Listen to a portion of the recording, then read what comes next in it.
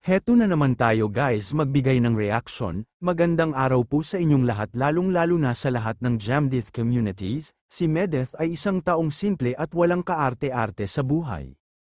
Isa siyang halimbawa ng taong may malasakit at dedikasyon sa ginagawa, lalo na pagdating sa pagtitinda. Hindi siya naiilang o nahihiya sa ganitong trabaho, at sa katunayan, may nagsabi pa sa kanya na, buti ka pa, hindi ka nahihiya magtinda. Imbes na ma-offend o may lang, agad niyang sinagot ito ng buong tapang at may kumpiyansa sa kabutihang loob. Para sa kanya, ang pagtitinda ay isang basic o normal na bagay, isang gawain na hindi kailangang ikahiya.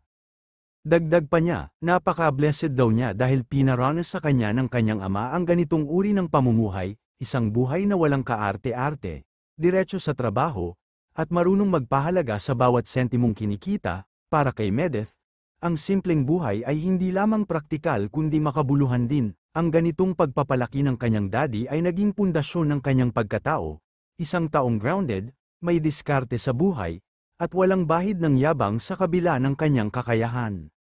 Sa kabuuan, si Medeth ay larawan ng isang tunay na matatag at may dangal na tao, hindi ikinakahiya ang anumang marangal na trabaho, at marunong magpasalamat sa simpleng buhay na kanyang kinagisnan. Please subscribe and hit the notification bell for more Jamdith updates. Like and share po guys. Maraming salamat po.